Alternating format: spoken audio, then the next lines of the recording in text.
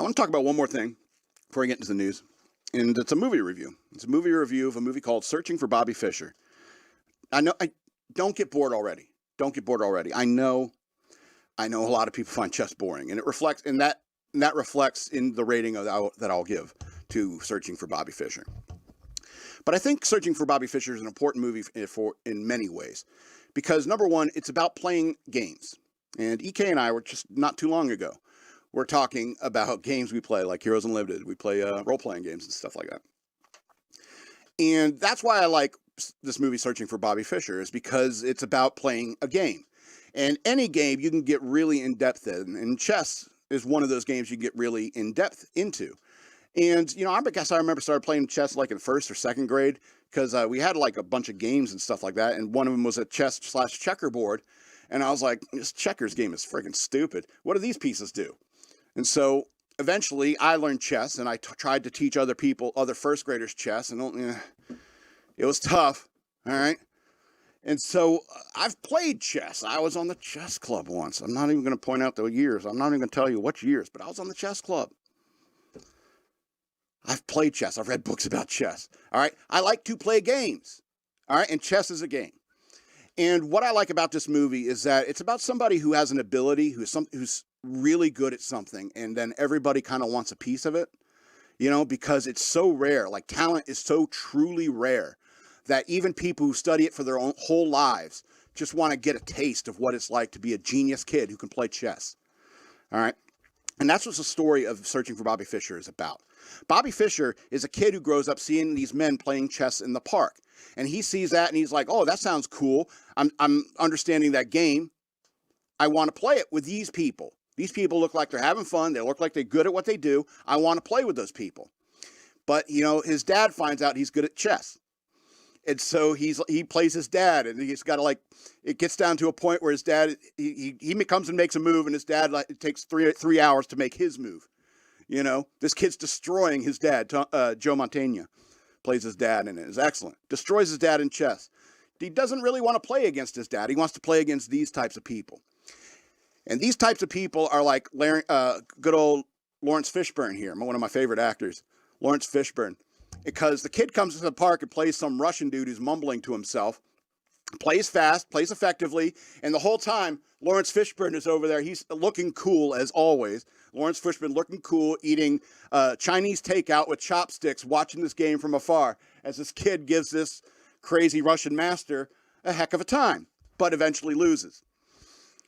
And so eventually this kid, he wants to go play with these people in the park, and Lawrence Fishburne is one of these people too. And then there's Ben Kingsley. And Ben Kingsley is this a erudite type of chess master. Oh, I've been studying chess for so many years, and I'm Ben Kingsley, and look how official and smart I sound. And there's several times where Ben Kingsley says, I don't want this kid to be playing in the park with these guys because they're teaching him, he's learning the wrong things. And Ben Kingsley is both wrong and right about that. All right?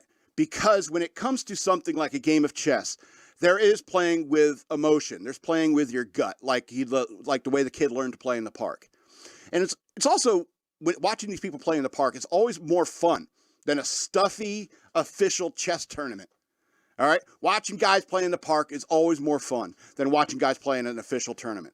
Yeah, because there's a trash talk element. Yes, there's trash talk. And you see that in the film. And so I think Ben Kingsley is both wrong and right about that, because he is right in the sense that the kid, I forget his name, but it's not Bobby Fischer. It's the kid, he should think about chess in all manners, in the way that all people think about chess. And learning to think about it in a more erudite, or like a meta-analysis way. Remember, I thought the right word last night. Shoot, that's lost now. In a meditative way,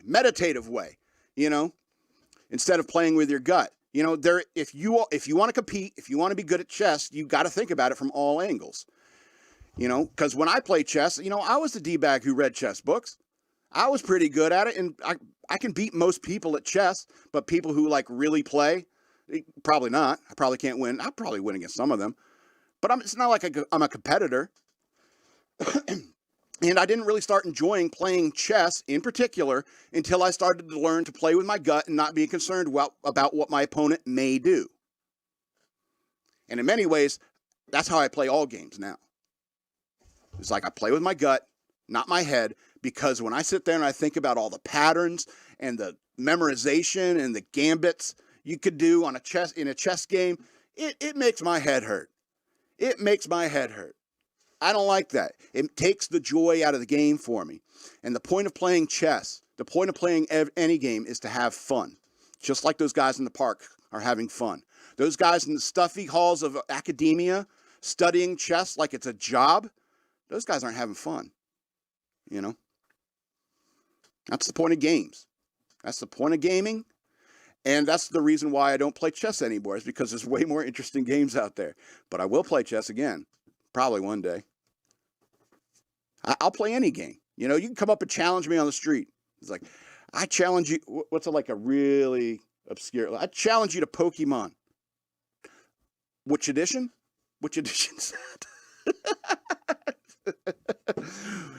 Which cards are legal? You ever play those like CCGs, those customizable card games? See, EK's drawing a blank, but I bet you EK's played chess, and I know you've played Heroes Unlimited. But that's what I mean. It's like I've played all types of games. You have no idea. You want to play Magic the Gathering? Okay, nerd.